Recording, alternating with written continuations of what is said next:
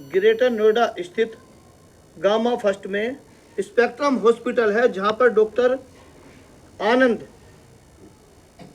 जो आंखों के स्पेशलिस्ट हैं के पास नितिन भाई बैठे हैं। उनके पास मंगलवार को जाते हैं। जाने के बाद ये युधिष्ठिर लड़का है, इसकी आंखों में कोई प्रॉब्लम आती है तो ये उनके बारे में बताते हैं कि ये बच्चे की आंखों में प्रॉब्लम है। तो क्या क्या घटना घटी खुद ही बताते हैं। फिर ऑपरेशन भी नहीं हुआ और उन्होंने साबित करा कि ऑपरेशन कर दिया और 42,000 रुपये ठग लिए गए। 45 क्या क्या घटना घटी बताइए। तो जैसे ही मतलब एनेस्थीसिया दिया गया बच्चे को, ऑपरेशन कर दिया गया और बाहर आकर बोला कि हाँ ऑपरेशन हो गया है। तो मैंने बोला कि क्या निकला है, तो उन्होंने कहा कि इसके प्लास्टिक का कोई पार्ट था वो निकाला है। तो उनकी वाइफ ने वो मेरे को फ़ोन में दिखा दिया कि ये निकाला गया है। उसके बाद मैं जैसे ही 2 बजे बच्चे को घर लेके आया। 1 मिनट, अब बच्चे का देखियो, ये आई है इसकी, मंगलवार को ऑपरेशन हुआ है और ये आई बिल्कुल फिट है।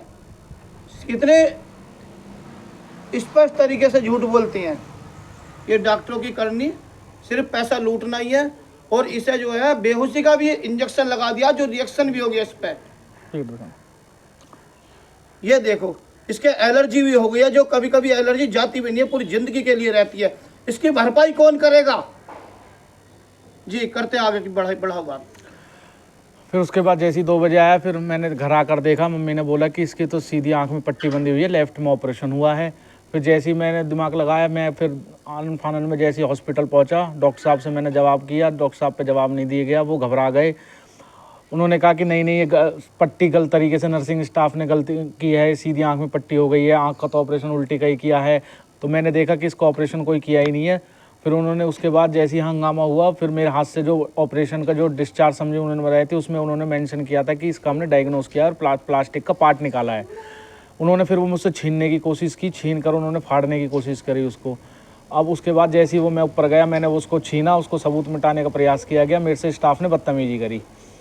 फिर शाम को जैसे ही मैंने इसको दूसरे हॉस्पिटल में दिखाया, इसकी आंखों को दिखाया, उन्होंने कहा कि इसका कोई ऑपरेशन नहीं हुआ, बच्चा बिल्कुल ठीक है, इसके कोई नाम मात्र की एलर्जी है, ना इसके कोई अंदर प्लास्टिक का पार्ट चिपका हुआ है।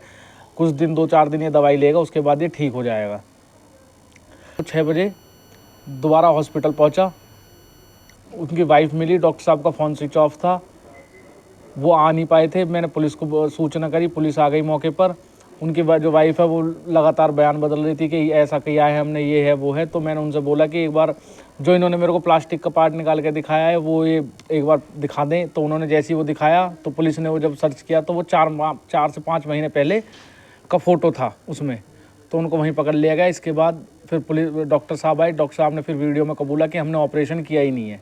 तो ये सब मेरे साथ घटना घटी थी। अब ये देखिए, यदि ये ऑपरेशन होता 7 दिन का तो टाइम लगता है।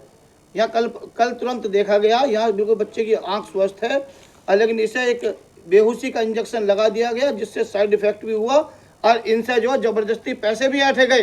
एक तरह से फ्रॉड स्कीम के तहत।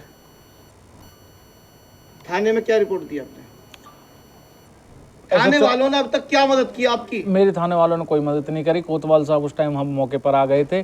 मैंने उनको बोला कि मैं आपको तहरीर दे रहा हूँ, एप्लीकेशन दे रहा हूँ, मेरे को रिसीविंग दे दो, मैं कल सीएमओ के पास जाऊँगा। उन्होंने कहा कि हमारे हाथ में नहीं है, हम एफआईआर नहीं दर्ज कर सकते, आप सीएमओ के पास जाइए, वहीं से हमको आदेश होगा तभी हम एफआईआर दर्ज करेंगे।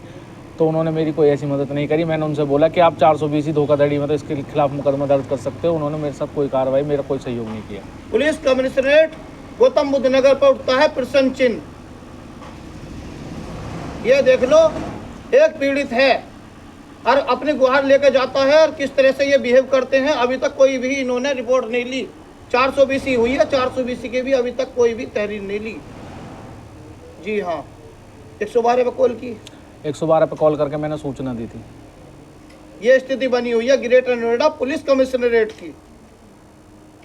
कृपया करके योगी जी को खबर टैग की जाती है, मामले को संज्ञान में लेकर अस्पताल पर कड़ी से कड़ी कार्रवाई कराने की कृपया करें। और इसमें थानेदार, जो भी थाने के संबंधित अधिकारीगण हैं, उन पर भी एक्शन लिया जाए। हैं जी कि आगे कभी भी कोई ऐसा गंदा काम ना करें डॉक्टर, और किसी का इलाज करे तो सोच समझ के करें, नहीं किसी गरीब अमीर को इस तरीके से ना लूटें। और इनको सख्त से सख्त सज़ा मिलनी चाहिए और हॉस्पिटल में बंदी हो जानी चाहिए। मेरे कहने से तो बंद रहे तो अच्छा है, क्यों इतना गंदा। यदि इन पे सख्त कार्रवाई नहीं हुई तो हम आगे धरना देंगे और हम अपनी मांग को करेंगे, क्योंकि हमारी मांग हमें मिलनी चाहिए, इंसाफ मिलना चाहिए।